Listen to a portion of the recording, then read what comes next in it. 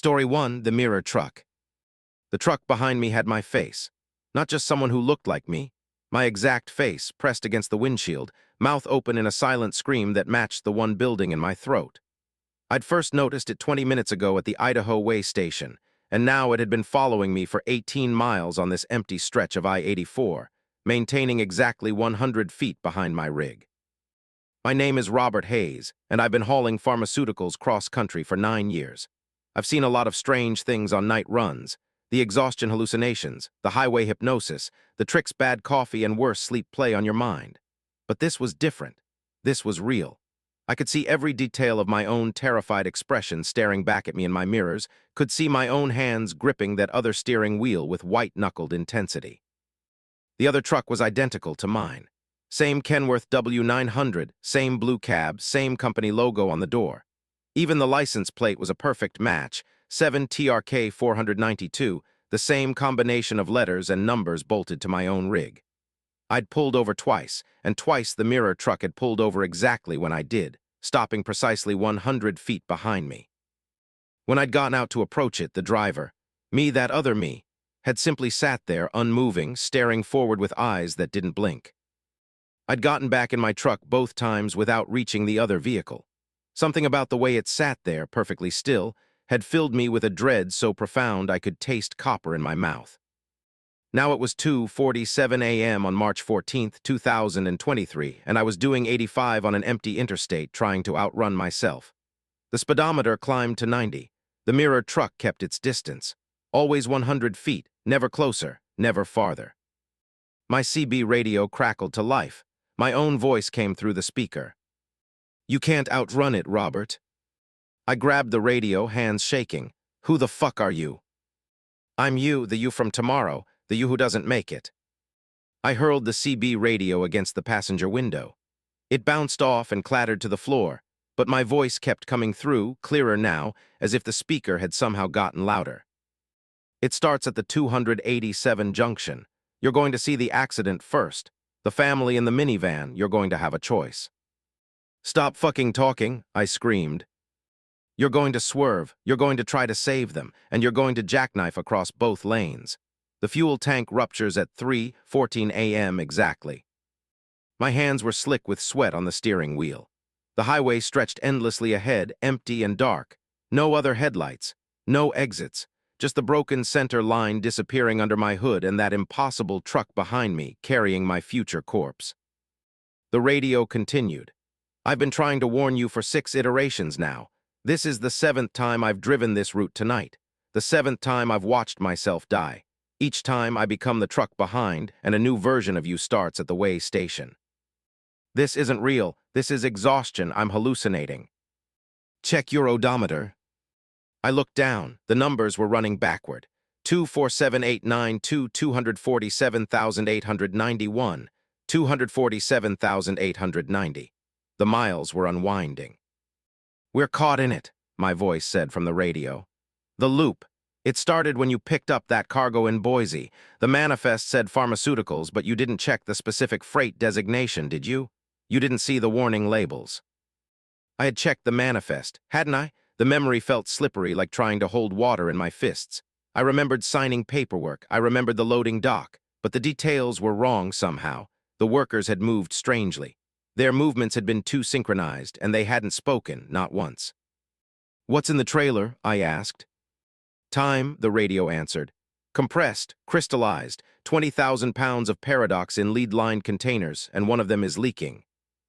The temperature gauge on my dashboard began spinning wildly. The numbers flickered and changed, showing Fahrenheit, then Celsius, then symbols I didn't recognize. The clock on my dashboard displayed 3:14 a.m. It had been 2:47 just seconds ago. "No," I whispered. "You're already dead, Robert. We're both already dead. This is just the echo."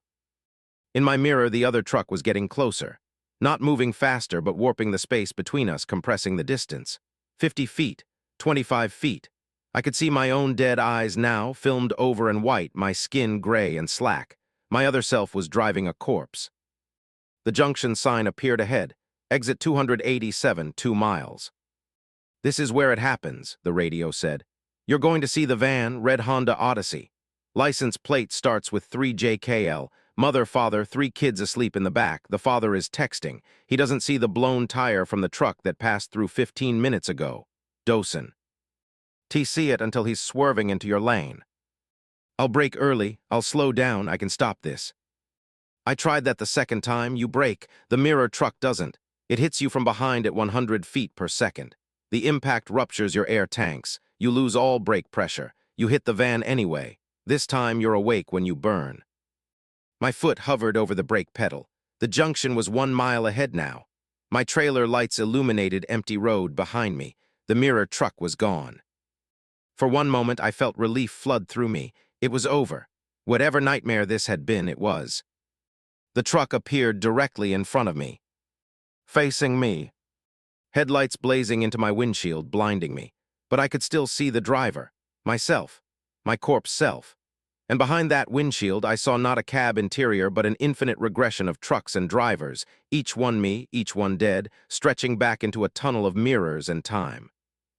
I cranked the wheel hard right. The rig's rear end swung out, tires screaming. The mirror truck wasn't there anymore. It was everywhere, surrounding me, above me, below me. The road had become a Möbius strip of highway, and all of it was filled with my deaths. The trailer jackknifed. I felt the momentum shift, felt the precise moment when the laws of physics decided I was done. The world rotated, metal shrieked. Something in the trailer broke open with a sound like cathedral bells playing backward. The windshield filled with impossible colors, shades that didn't have names, hues that made my eyes water and my brain scream. Time poured out of my trailer in a crystalline wave, and I saw everything at once. I saw myself at the way station, just pulling in unaware. I saw myself on this road 18 miles later. I saw myself burning, saw myself crawling from the wreckage, saw myself becoming the mirror truck. And I saw the others, hundreds of other drivers who'd hauled this cargo, all of them trapped in their own loops, all of them driving endlessly through their own deaths. The cargo manifest had a designation I'd missed, temporal feedback class Omega, hazard designation, causal loop contaminant, and in small print at the bottom, warning, driver becomes part of cargo upon breach. Delivery to Time Sink Facility 7 required for neutralization. But there was no Time Sink Facility 7. I understood that now. The destination address was meaningless. The cargo was never meant to arrive. We were the delivery, us drivers, and the destination was this. An eternal moment of dying stretched across infinite iterations, each of us becoming our own pursuer. The cab came to rest on its side. Somehow I was unhurt. The windshield was intact, and in the glass I saw my reflection. But it wasn't moving when I moved. It stared at me with dead eyes while I fumbled with the seatbelt. It smiled with my mouth while I kicked at the door. And when I finally fell out onto the highway, when I looked back at the wreck, I saw myself still sitting in the driver's seat, hands at 10 and 2, staring straight ahead. A new set of headlights appeared down the highway, coming from the direction of the way station. The same Kenworth W900, the same blue cab. The driver would be checking his mirrors right about now, maybe adjusting the CB radio, settling in for the empty stretch ahead. He wouldn't know yet. He wouldn't understand that the truck behind him, the one that was about to appear in his mirrors, was going to change everything. I watched myself drive past. Robert Hayes, hauling pharmaceuticals, 9 years on the job. He looked tired but alert. He didn't even glance at the wreckage by the roadside. In approximately 18 miles, he would notice me. I looked at my hands. They were already starting to pale, the color draining out like water circling a drain. My truck was rebuilding itself, the metal flowing backward into shape, the shattered glass reforming. The trailer sealed shut. The cargo settled back into its impossible rest. The clock on the dashboard read 2:29 a.m. I had 18 minutes before I would appear in his mirrors. I climbed back into the driver's seat. The engine was already running. My hands moved to the steering wheel without my conscious command, positioning themselves at 10 and 2. The gearshift engaged. The truck pulled onto the highway, maintaining exactly 100 feet behind the other me. In the mirror, I could see the next iteration already forming further back. Another truck, another me, even paler, even more dead. The line stretched backward into infinity. My mouth opened and I reached for the CB radio. I would try to warn him, just like the me before had tried to warn me, just like the me after would try to warn the next. The words were already in my throat, the same words I'd heard, the same words I would say forever. "You can't outrun it, Robert." And somewhere ahead, 17 miles up the road, a man who was still alive felt the first finger of dread touch his spine as he glanced in his rearview mirror and saw something impossible. The loop tightened. We all drove on. Story 2, the frequency. The static had a heartbeat. I noticed it at exactly 11:47 p.m., 2 hours into my shift, when the CB radio's white noise suddenly organized itself into a rhythm. Lub-dub, lub-dub, lub-dub, too slow to be human. Maybe 40 beats per minute, maybe less. My name is Patricia Sullivan, and I've been hauling refrigerated meat products across the Pacific Northwest for 6 years. Tonight, I was carrying 12,000 pounds of beef from a processing plant in Yakima to a distributor in Portland, and the reefer unit on my trailer had been acting strange since I'd loaded up. The temperature readout kept fluctuating, 34 degrees, then -12, then 78, then back to 34, even though the actual cargo bay was maintaining a steady 36 degrees when I checked it manually.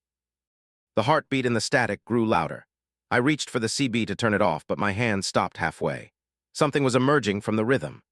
Words.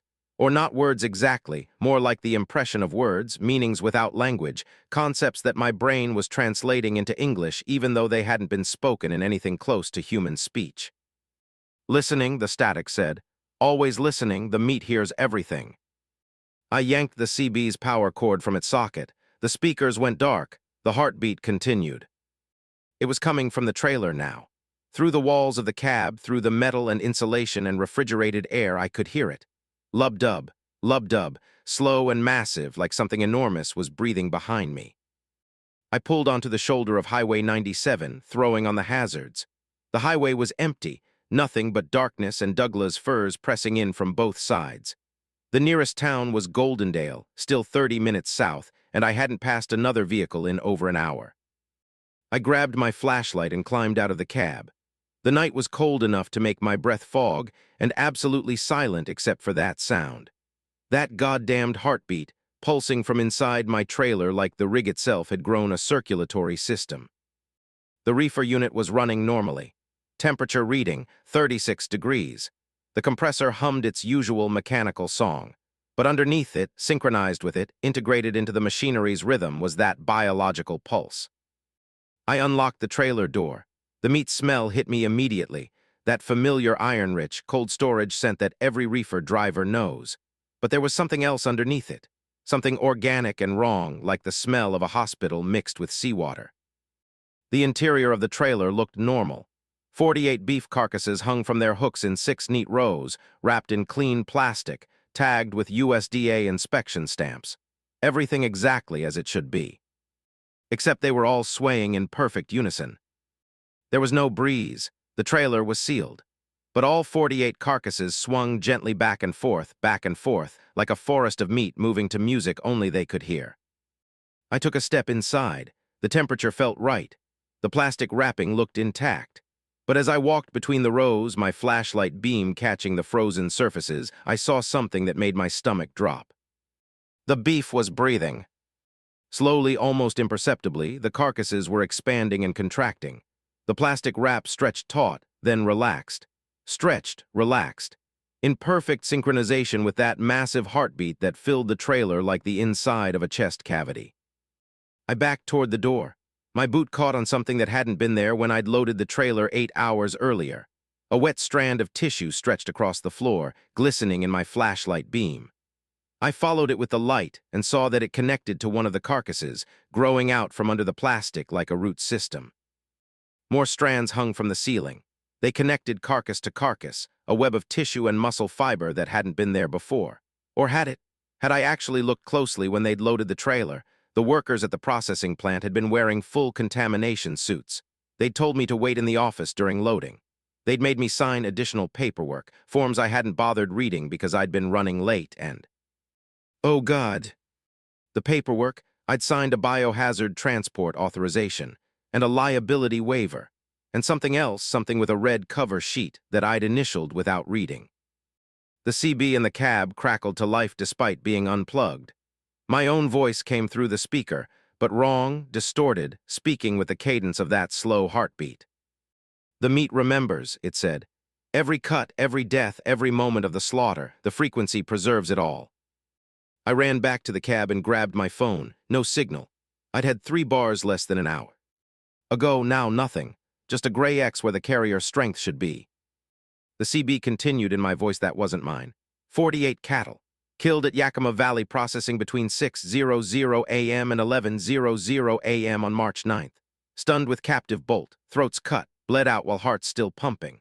All that fear, all that pain, all those final moments, they don't just disappear, Patricia. They get stored, in the cells, in the meat. And when enough of it comes together, when the frequency is just right, it remembers how to be alive. The trailer was rocking now.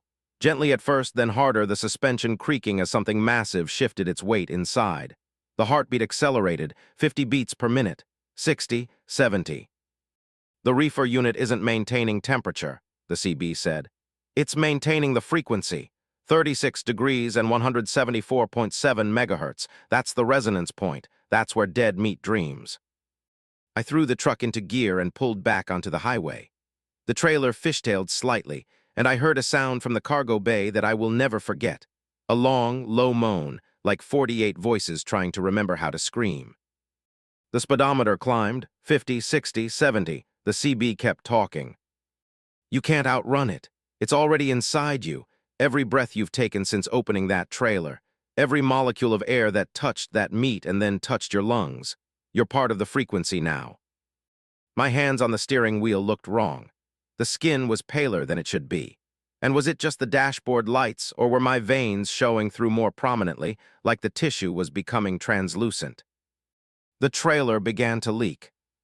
Not coolant, not hydraulic fluid, blood. It ran out from under the trailer door, splashed onto the highway behind me, steamed in the cold air. Gallons of it. More blood than 48 carcasses should contain. More blood than should be physically possible. And it was still warm. After 8 hours in refrigeration, it was still body temperature warm. The frequency doesn't just preserve, the CB whispered. It reconstructs, every cell remembering its place, every strand of muscle fiber finding its neighbor. The meat is putting itself back together, Patricia, all of it, into one thing. The rocking intensified. The trailer swayed violently enough that I had to fight the wheel to keep the rig on the road. Something was moving back there, something large enough to shift 12,000 pounds with its movements. What does it want? I screamed at the radio. To be alive again, properly alive. Not just meat dreaming of life, and it needs a nervous system, a brain, a consciousness to drive the frequency. My vision doubled. For a moment, I saw the highway through my own eyes and through 48 other perspectives simultaneously, seeing the road ahead from multiple angles, multiple heights, seeing myself driving from behind, from above, from inside the trailer looking out through gaps in the metal. I was seeing through the meat. No, I gasped. No, no, no. You're already integrating. The frequency is pulling you in. In approximately 12 minutes, your individual consciousness will dissolve. You'll become part of the collective. 48 cattle memories and 1 human operator, all merged into a single, vast, hungry entity. I could feel it now, other thoughts crowding into my head, simple thoughts, animal thoughts, the memory of grass, the taste of fear, the bolt gun's impact, the hot spray of my own blood from my severed throat. Except it wasn't my throat. It was their throats, all 48 of them, and the memories were vivid, immediate, as real as my own childhood. The trailer door exploded outward.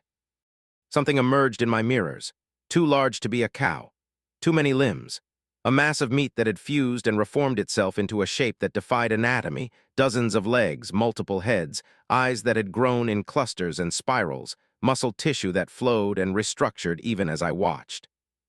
It was trying to build itself a body, trying to remember how to be an animal, but it had too many templates, too many conflicting memories of what shape it should be. The thing galloped after my truck on mismatched legs.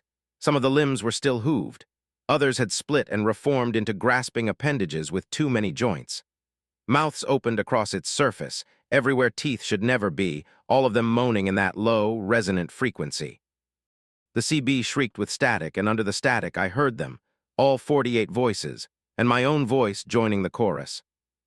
My hands were translucent now. I could see the bones clearly, see the blood moving through vessels that looked more and more like the tissue strands I'd seen in the trailer. I was being pulled apart and reconstituted. The frequency was rewriting my biology. The highway split ahead, a Y-junction. The left fork led to Goldendale and civilization. The right fork led into the mountains, into Wildern. A road I'd never taken. The meat thing was 50 feet behind me now, gaining. Its multiple mouths were speaking in unison, and the words were coming from my throat simultaneously. We remember the green, we remember the open. Take us there, take us home. My hands turned the wheel right. I didn't decide to do it. The frequency decided. The Gestalt consciousness of 48 slaughtered cattle and one dissolving truck driver decided, and my body obeyed. The mountain road was barely paved, more gravel than asphalt. The truck bounced and shuddered. The meat thing kept pace effortlessly, its impossible body flowing over the terrain like liquid muscle. We climbed higher, the trees grew thicker, and I felt my individual thoughts getting quieter, drowning in a sea of shared consciousness. The terror was fading, replaced by something else, something simpler, an animal need, a desire for grass and sunlight and the taste of clean water. The road ended at a gate. Beyond it, a meadow, silvered with moonlight, grass swaying in the wind. I stopped the truck, climbed out, or we climbed out. It was hard to tell anymore where Patricia ended and the collective began. The meat thing approached. It had reformed again during the drive, getting closer to something that might be called a shape. Almost bovine now, almost graceful, it moved past me, past us, through the gate into the meadow. And began to graze. Multiple mouths tore at the grass. The sound was wet and wrong, but also peaceful. Content. The thing that had been 48 cattle and was now something else entirely had found what it needed. I stood at the gate and watched. My body was barely solid anymore. I could see through my own torso to the truck behind me. The frequency had nearly completed its work. The CB in the cab was still transmitting, still speaking in that chorus of voices that included mine. More trucks will come, more meat.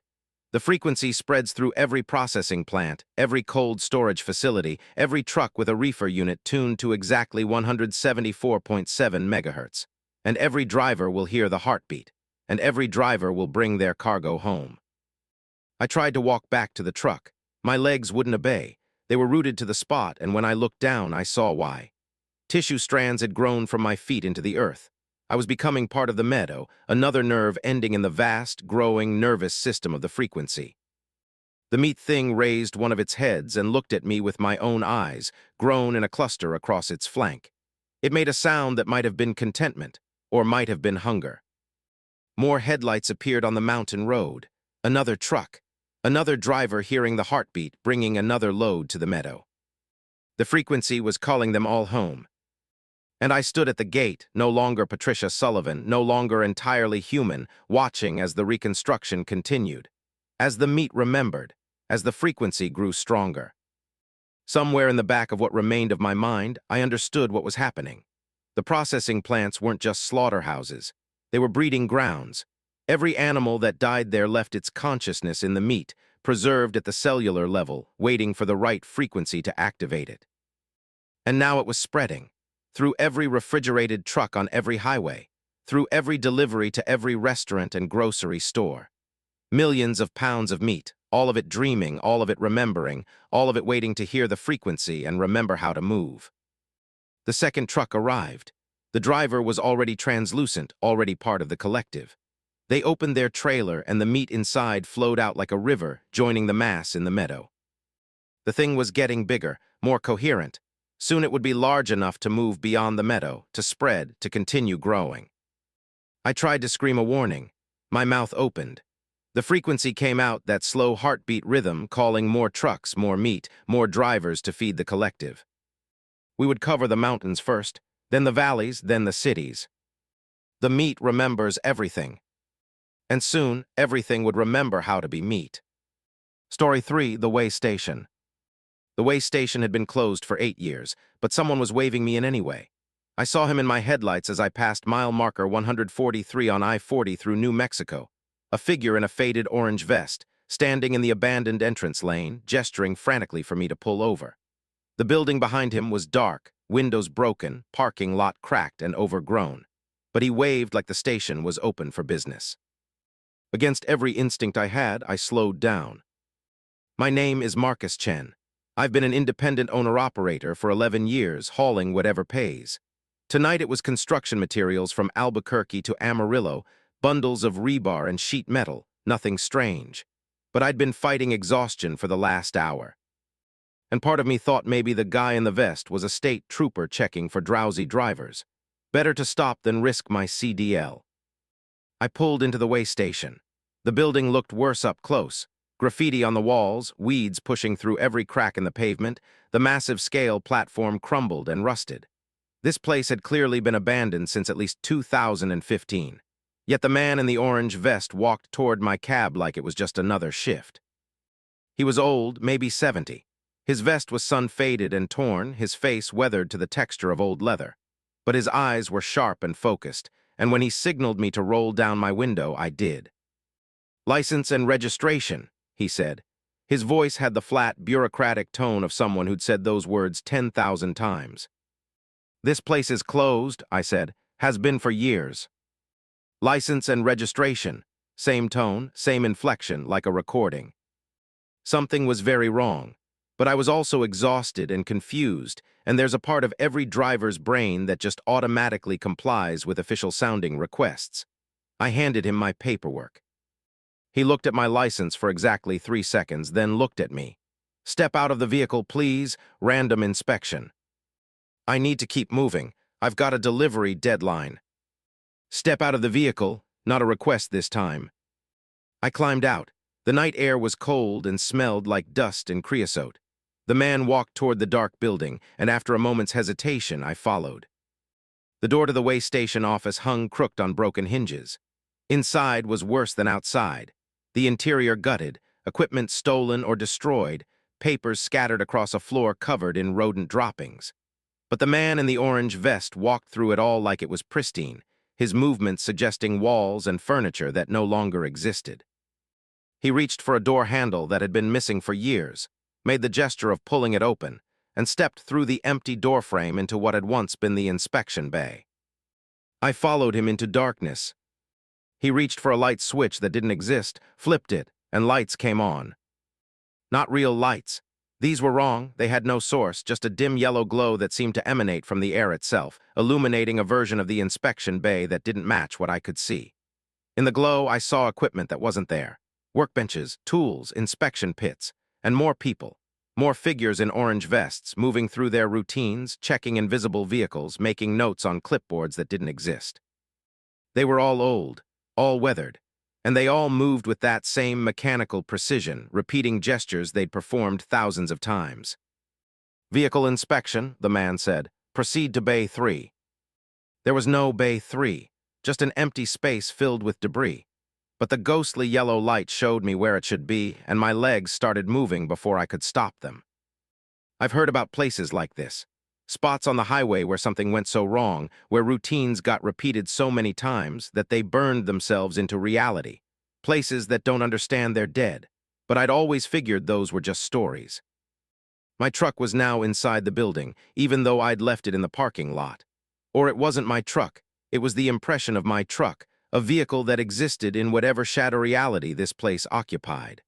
The man in the orange vest walked around it, making notes on a clipboard I couldn't quite see. "Overweight," he announced. 16,000 pounds over the legal limit for this vehicle class." "That's impossible. My cargo's only 8,000. "Overweight violations result in mandatory detention pending fine payment." He pulled out a ticket book that materialized in his hands as he reached for it, started writing in slow, careful script.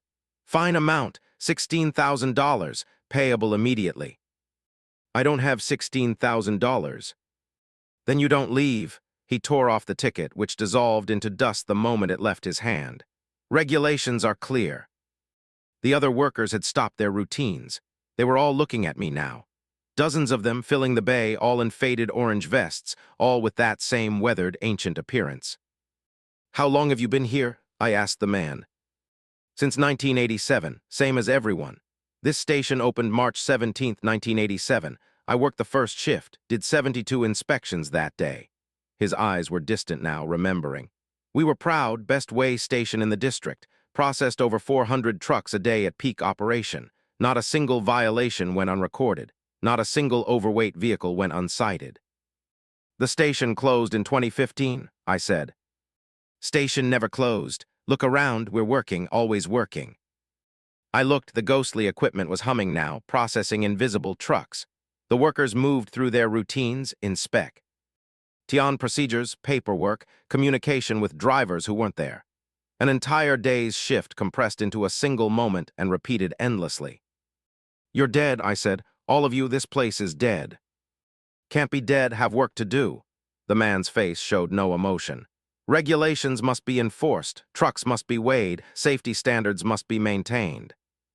One of the other workers approached, a woman in her 60s, vest covered in old coffee stains. Brake inspection due, proceed to pit 5. There is no pit 5. Refusal to comply is a federal violation. She pulled out a ticket book of her own. Additional fine, $5,000. More workers surrounded me, each one finding new violations, faulty lighting, improper load securing, expired inspection stickers. The fines accumulated $20,000, $30,000, $50,000. You can't leave until you've paid, they said in unison. Regulations are clear. I bolted for the door. The building's layout shifted around me. Hallways that hadn't existed appeared. Rooms multiplied. Every direction I ran led me back to the inspection bay, where the workers waited patiently, ticket books ready, finding more violations, assessing more fines. Why are you doing this? I screamed. The man in the orange vest looked at me with something like confusion. This is our job. This is what we do. We've always done this. For 38 years. You've been dead for years, trapped here, repeating the same. We're not trapped. His voice held something new now, an edge of anger. We chose this, all of us, devoted our lives to this work, and when they closed the station, when they said our work didn't matter anymore, he paused, searching for words. We disagreed. The ghostly yellow light grew brighter, the false walls became more solid, and I understood. They had died here, all of them. Not physically, they'd simply refused to accept the station's closure, had kept coming to work day after day even as the building decayed around them, had kept performing their duties even as reality moved on without them, until eventually the boundary between their routines and their existence had blurred, until they were nothing but the work itself, printed onto reality like a stain. Let me go, I said, please. Pay your fines first. I can't pay $80,000. Then you'll have to work it off. The man gestured to a stack of orange vests that appeared on a bench. We can always use more inspectors. The work never stops. Trucks always need checking. No. You don't have a choice. You came here. You entered our station. Now you're part of the system. He picked up one of the vests, held it out to me. Just put it on. The work is very simple. You'll understand quickly. And time passes differently here. An eternity can feel like a single shift. The other workers nodded. Join us, help us maintain standards, keep the highways safe. The vest was in my hands. I don't remember taking it. The fabric was rough and sun-faded, and it smelled like diesel and old sweat and decades of accumulated labor. All I had to do was put it on, just slip my arms through. Let the work define me. Let the routine become everything. My arms started to move. Then I heard it. Outside in the real world beyond this ghost routine, my truck's engine, still running, still real. I threw the vest down and ran. The workers reached for me, but their hands passed through insubstantial. They were too faded, too much echoes. Only their routines were solid. Only their work had weight. I crashed through the doorway into the night. The building was empty and ruined again. Dark. My truck sat in the parking lot exactly where I'd left it, engine running, headlights cutting through the darkness. I climbed in and slammed the door, put it in gear. The man in the orange vest was standing in front of my truck now, holding up one hand in a stop gesture, but he was transparent in my headlights, a shadow, a memory of authority. I drove through him. In my mirrors, I saw the station, saw the ghostly yellow light flickering in the windows, saw the workers going through their endless routines, waiting for the next truck, the next violation, the next opportunity to enforce regulations that no longer mattered. I drove for 3 hours without stopping. Didn't slow down until I was in Texas, until there was 100 miles between me and that place. But here's what keeps me awake now. 2 days later, I got an email from the New Mexico Department of Transportation. An automated notification about unpaid way station fines.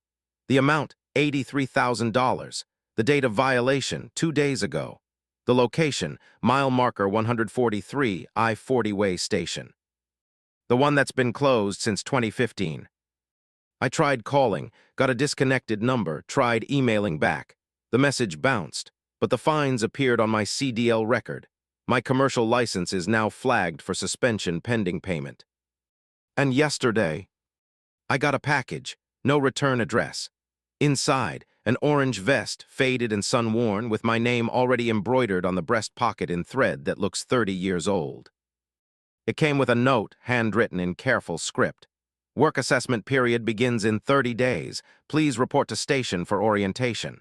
Failure to appear will result in additional fines and penalties. Regulations must be enforced. We'll see you soon.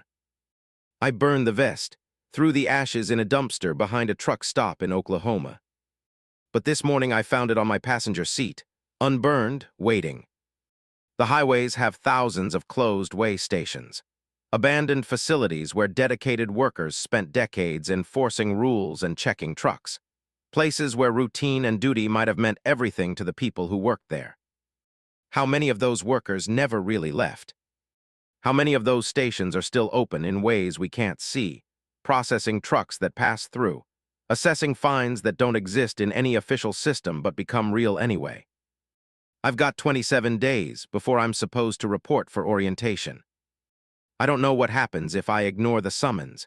Don't know if those ghost workers can reach outside their station to enforce their regulations.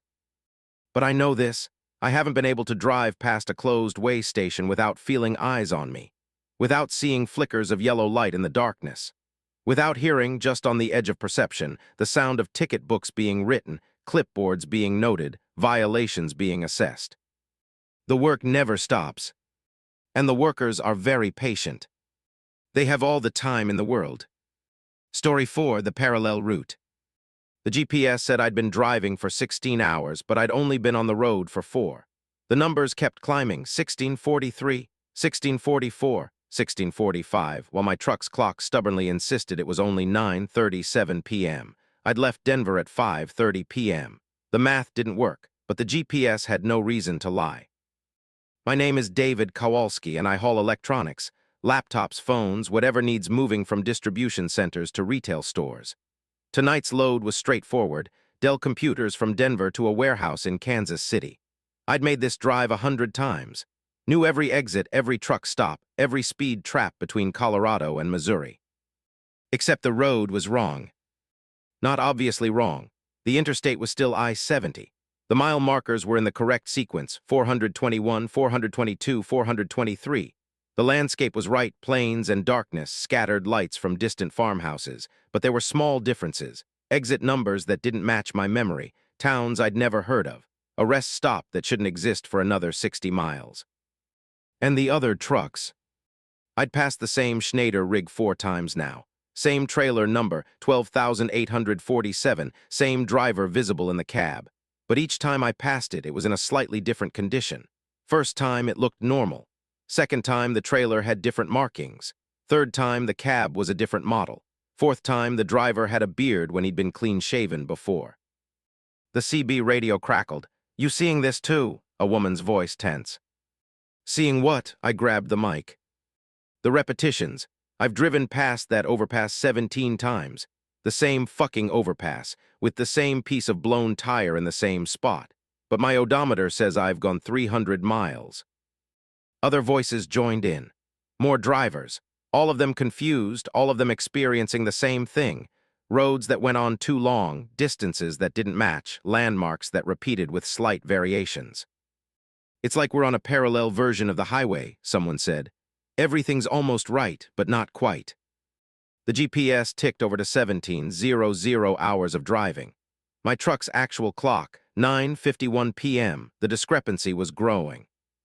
I pulled over at the next exit, junction 437, which should have been junction 398 according to my route memory. The exit led to a town called Millridge. I'd never heard of Millridge. There shouldn't be any town at this junction. But there were lights down the exit ramp, Buildings, a truck stop. I needed answers. I took the exit. The truck stop looked normal at first glance. Pumps, parking lot, a small convenience store with fluorescent lights.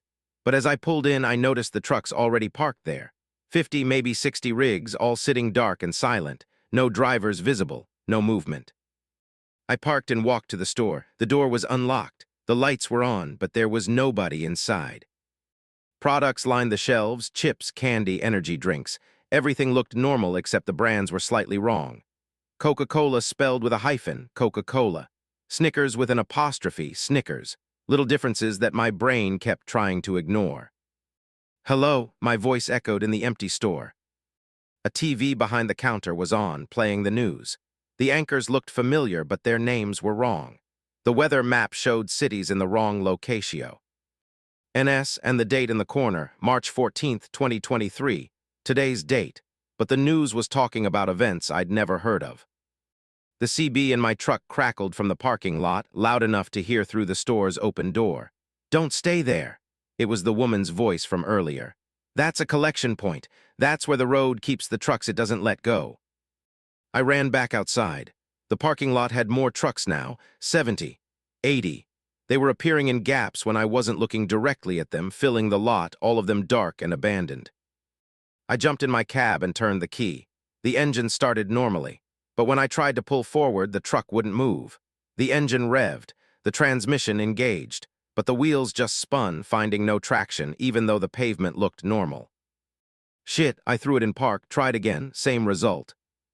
The CB, you're stuck now, same as all the others. The parallel route doesn't let you leave once you stop. It's like a filter, it catches trucks and keeps them. Who the hell are you? I shouted at the radio. Someone who figured it out too late. I stopped at a different collection point 6 months ago. I've been driving this parallel route ever since, trying to find a way back. 6 months, my stomach dropped. There has to be a way out. Maybe, but I haven't found it. And I've mapped 300 collection points so far. Every time a driver stops, their truck becomes part of the parallel route, a ghost rig.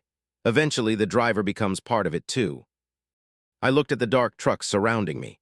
Were there people in those cabs, drivers who'd stopped, gotten stuck, and were now, what, trapped in some state between moving and staying? I had to try something different. I climbed out and examined my trailer connection. Everything looked normal. The fifth wheel was properly coupled, the air lines connected. But when I touched the trailer, my hand went through it. The trailer wasn't solid anymore. I jumped back, looked closer. The trailer was there. I could see it, see my cargo through the gaps in the walls, but it had become translucent, like it was fading out of reality. It starts with the trailer, the CB said. Then the cab, then you. The parallel route absorbs everything. That's how it maintains itself. It's made of all the trucks that got stuck, all the drivers who couldn't leave. We're the road now. I grabbed the fifth wheel release and pulled the pin, disconnecting the trailer. It fell away, no longer connected to my truck. And the moment it separated, it became fully solid again, hitting the pavement with the normal weight and presence of 45,000 pounds of cargo. My cab, freed from the ghost trailer, suddenly had traction again. I gunned the engine and the truck lurched forward, tires screeching. I didn't look back, just drove, bobtailing across the parking lot toward the exit ramp. Behind me, I heard the trailers activating. Dozens of them, their reefer units and marker lights all coming on simultaneously, filling the night with mechanical noise and diesel exhaust. The collection point was waking up, responding to my escape attempt. I hit the ramp doing 50. The truck bounced and shook, not designed for these speeds without a trailer to stabilize it. The ramp curved, leading back to what should be I-70. But it wasn't I-70. It was something else. A highway that looked like an interstate but went in directions that didn't match any map. The road split into dozens of parallel lanes, all of them carrying ghost traffic, trucks that flickered in and out of visibility, some of them obeying physics, others phasing through barriers or driving at impossible angles. This was the parallel route in its true form, not just a slightly wrong version of I-70. This was the underneath of the highway system, the place where lost trucks went. A road network that existed in the gaps between real roads, maintained by absorbed vehicles, powered by stranded drivers. The GPS was going crazy. The numbers spun wildly: 100 hours, 1,000 hours, 10,000 hours. Time meant nothing here. Distance meant nothing. Only movement mattered. Keep driving, never stop. Because stopping meant becoming part of the road. I drove, followed the lanes that seemed most solid, most real. The ghost trucks flickered around me, some of them ancient, models from the 1970s and 80s, others so new they shouldn't exist yet. All of them trapped in eternal transit. The CB kept talking. Different voices now, dozens of them, hundreds. All the drivers who'd gotten caught, all of them still broadcasting, their voices layered and overlapping. I've been driving for 3 years. My family thinks I'm dead. The fuel gauge never drops below half. The engine never needs maintenance. We just drive forever. There's no end to the parallel route. It loops. Every road leads back to itself. I needed to find an exit, a real exit, something that would take me back to actual I-70, not this nightmare V. Urgent. Ahead I saw an overpass, and on the overpass, standing right at the edge, a person, a woman waving frantically, trying to flag me down. I slowed. The CB immediately erupted. Don't stop, that's how it tricks you. Those are echoes, lures, they're not real people. But the woman looked terrified, looked real. And as I got closer, I saw she was holding a sign, "Help me, please." I kept driving. The woman's face fell. She dropped the sign and just watched as I passed under the overpass. In my mirror, I saw her step off the edge, not falling, just fading. She'd been another ghost, another trap. How many drivers had stopped for her? How many were now parked at collection points, their trucks slowly dissolving into the parallel route? The road began to branch, not just different lanes, actual splits in reality. I could see multiple versions of the highway diverging, each one slightly different. One led through a landscape of eternal daylight, another through permanent night, a third through a city that had too many buildings, architecture stacked impossibly high. I chose the version that looked closest to normal. Darkened plains, scattered lights, the kind of landscape I'd left what felt like hours ago. The GPS finally stopped spinning, settled on a number, 24 hours, 17 minutes. My truck's clock, 10:34 p.m. I'd lost a day, or gained one. Time had folded in on itself during my journey through the parallel route. But the mile markers were starting to look right again. I passed marker 424, then 425. The numbers matched my memory now. And when I passed the next exit, I recognized it, junction 403 leading to Sharon Springs, Kansas. A real town, one I'd stopped at before. I was back on the real I-70. I drove for another hour before I trusted it enough to stop. Found a busy truck stop, one filled with normal trucks and normal drivers, people who existed in normal time and space. I parked, sat in the cab for 10 minutes just breathing, making sure everything was solid and real. My trailer was gone. I'd left it at that collection point. The cargo, 200 laptops worth maybe $60,000, gone with it. I'd have to report it to my company, to insurance, to DOT. Would have to explain how I lost an entire trailer. But I was out. I'd escaped the parallel route. Or had I? Because here's the thing. When I checked my GPS log, the entire detour didn't exist. According to the system, I'd driven straight from Denver to Sharon Springs with no deviations. No 16-hour discrepancy. No exit to Millridge. And when I called my dispatcher, she said I was making good time. You left Denver at 5:30. It's 10:47 now. You're exactly where you should be. But I knew I'd lost time. Knew I'd driven through something that shouldn't exist. And when I looked in my mirror, I saw it. Just for a moment. A flicker of transparency in my cab's reflection. The beginning of what had happened to my trailer. The parallel route had touched me, and maybe I hadn't fully escaped after all. Maybe I'd just found a different section of it. One that looked like the real world. One that would let me keep driving, keep making deliveries, keep living my life. But I was still part of it now. Still absorbed, just not aware enough to realize it. How would I know? How would anyone know if they'd slipped onto the parallel route and just never found their way back? Every highway might have its shadow. Every route might have its underneath. And the drivers there would never know they'd become ghosts. They'd just keep driving. Forever. Story 5, The Sleeping Cargo. The cargo was dreaming, and I could hear it through the trailer walls. Not with my ears, something deeper. The dreams pressed against the inside of my skull like fingers, sharing images I didn't want to see. Fields of white flowers, a woman's face always turning away. The taste of copper and salt. My name is Sarah Mitchell, and I'd been hauling for Red Line Transport for 7 years before I took the DARPA contract. They paid triple the normal rate for a single run, Raven Rock Mountain Complex in Pennsylvania to an unnamed facility in Nevada. 3 days of driving, 1 trailer, and absolutely no questions about the cargo. The manifest was classified. The load had military escort from the loading dock to the highway, and the trailer was modified, reinforced walls, internal climate control, and something else I noticed when they sealed it. Sound dampening. Layers of acoustic foam lining every interior surface. "Whatever's in there doesn't leave and nothing gets in," the loading supervisor said. "You don't open it, you don't disconnect it, you don't even think about what's inside, just drive."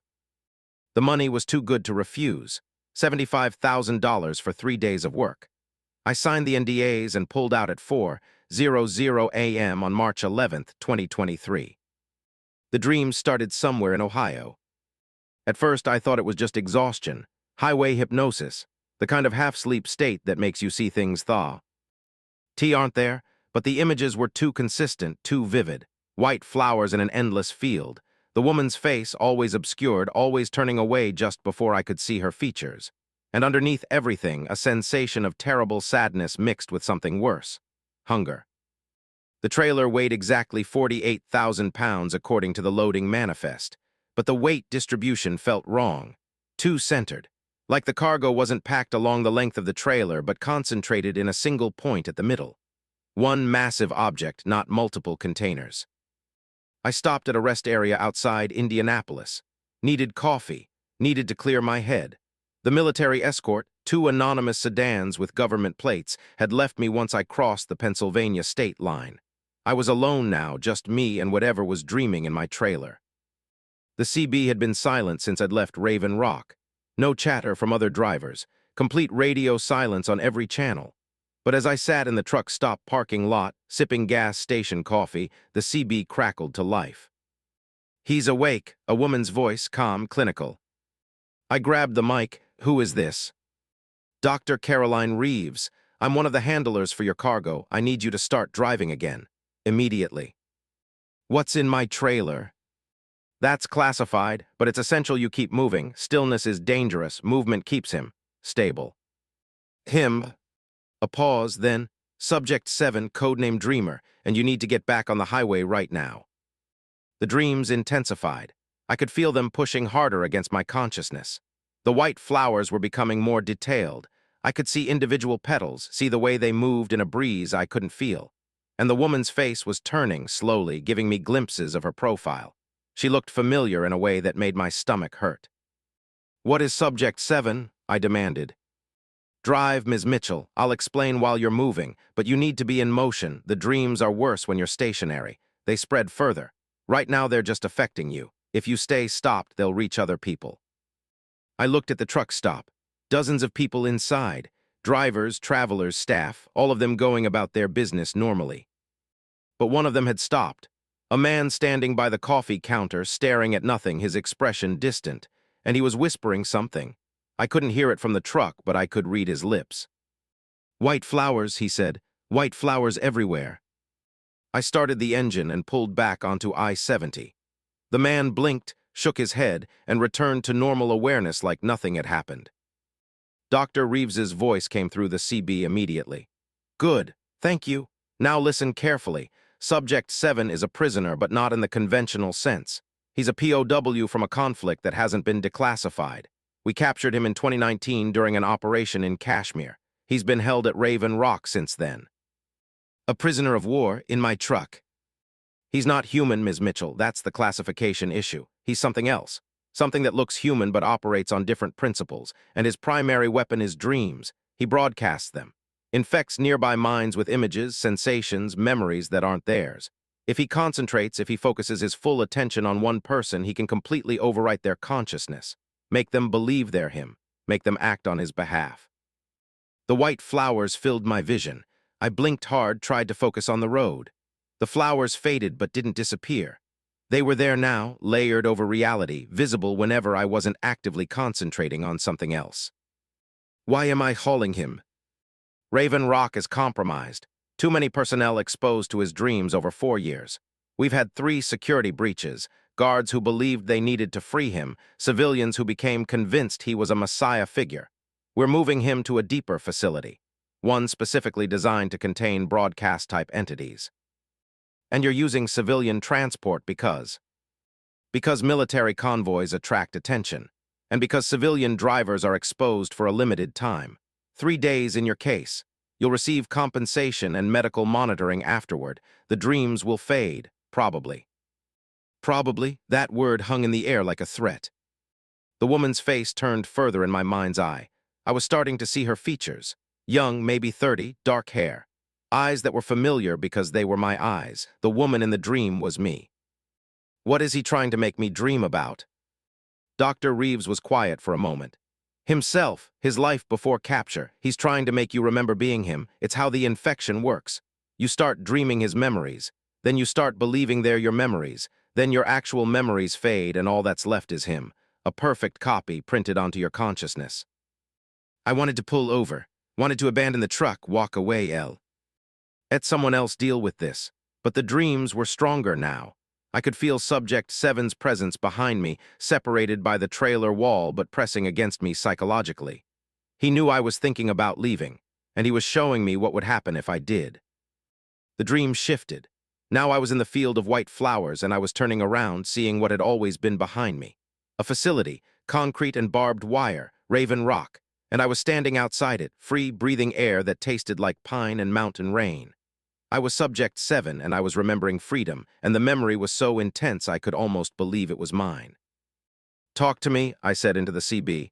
Keep me focused on who I am. Dr. Reeves understood immediately.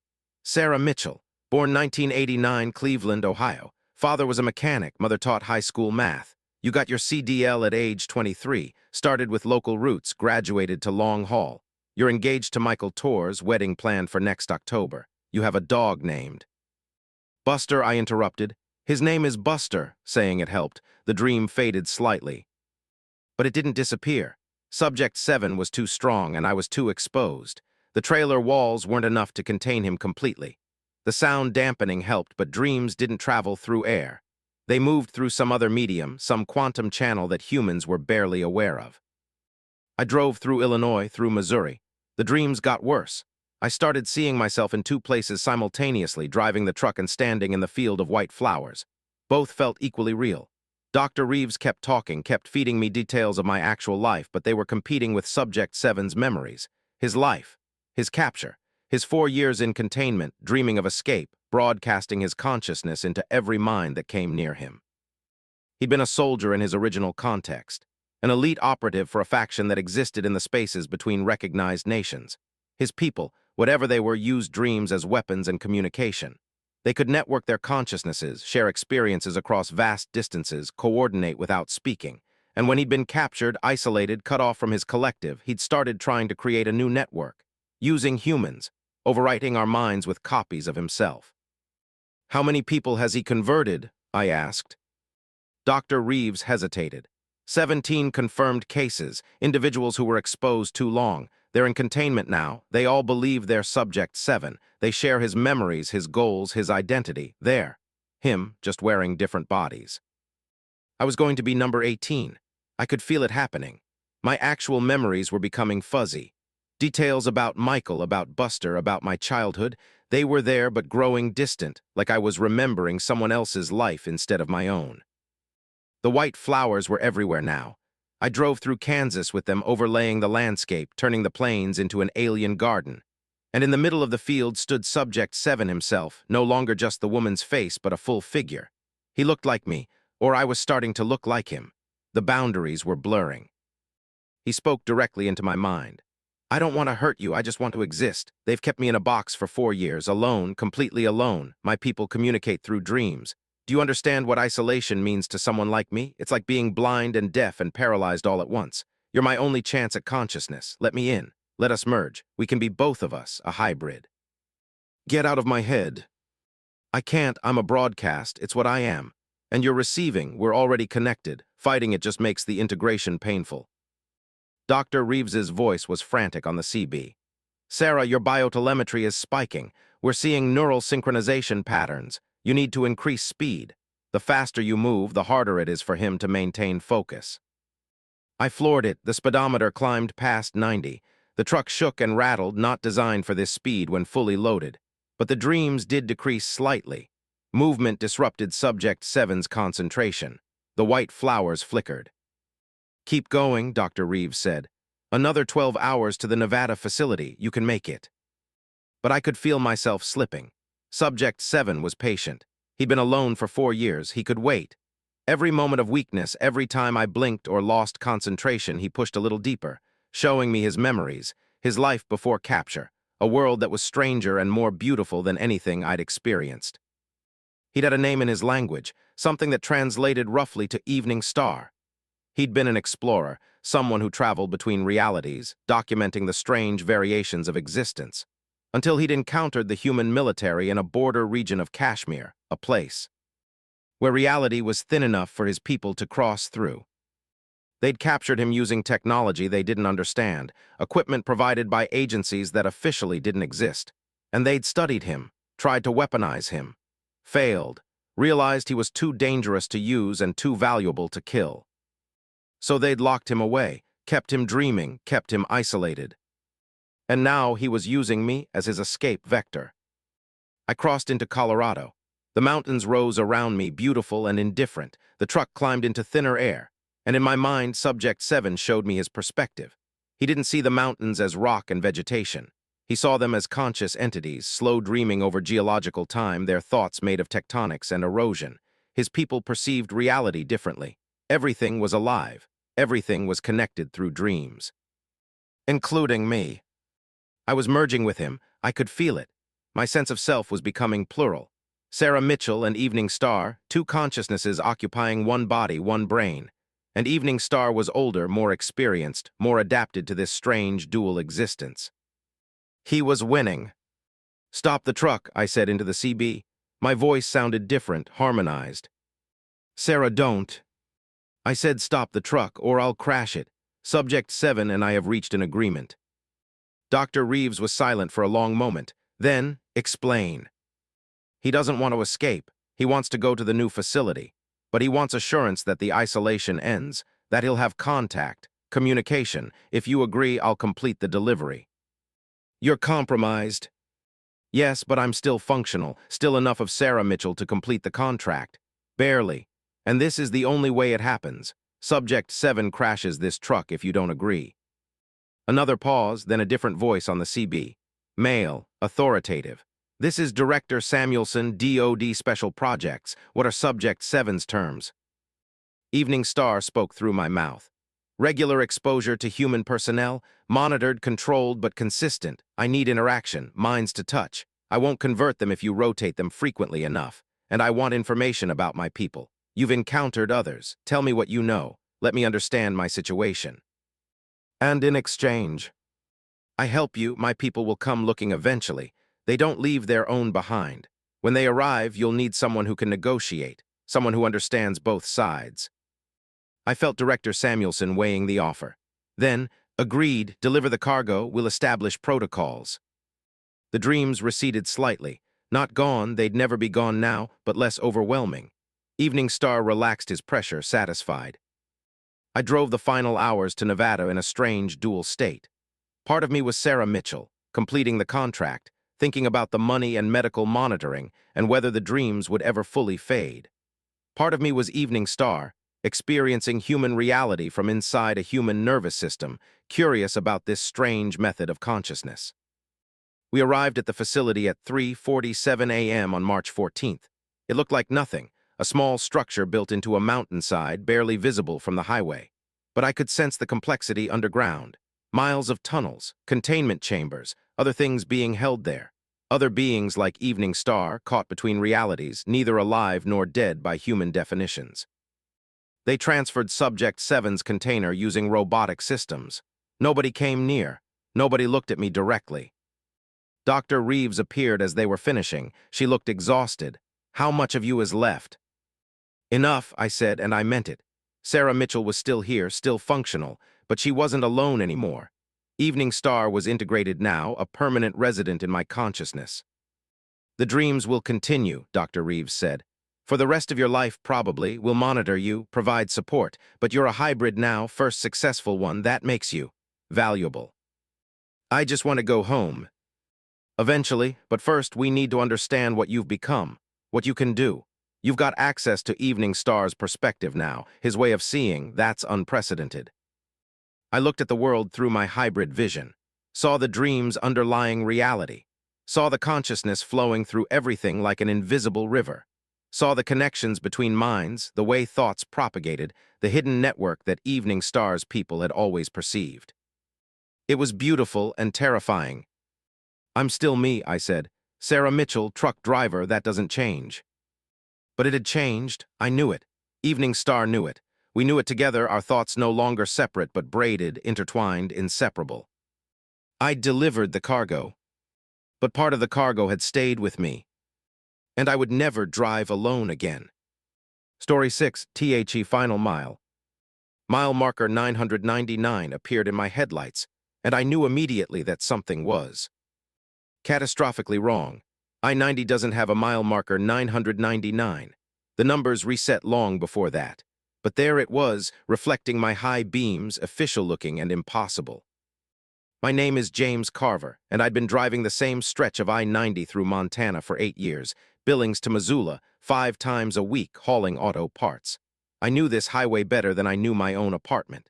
There were 552 miles between those cities. The markers ran from 0 to 552.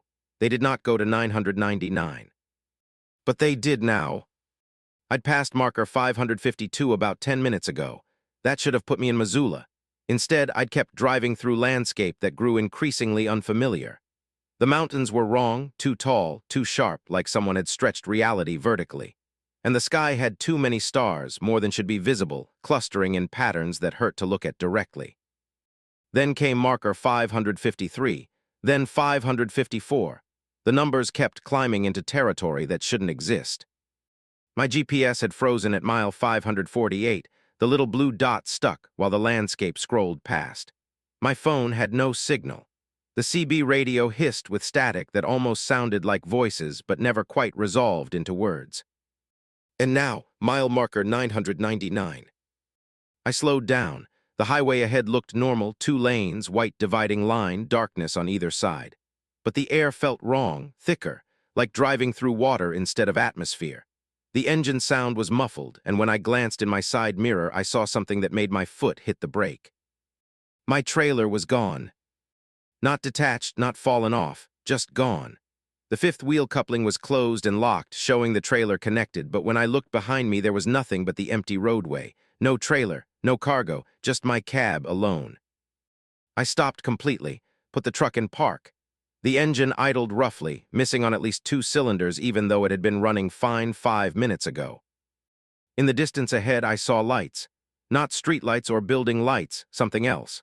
A glow that pulsed gently, illuminating something massive that stretched across the horizon. I had 2 choices, turn around or keep going. I looked in my mirrors. The road behind me was gone. Where I-90 should have been, there was just darkness. Absolute, complete, like someone had erased everything beyond the last 100 feet. The road simply ended, and beyond that ending was nothing. So I drove forward, toward the pulsing light. Mile marker 1000. The light resolved as I approached. It was a truck stop. Impossibly huge, the parking lot stretched for what looked like miles, filled with thousands of trucks, all of them motionless, all of them dark.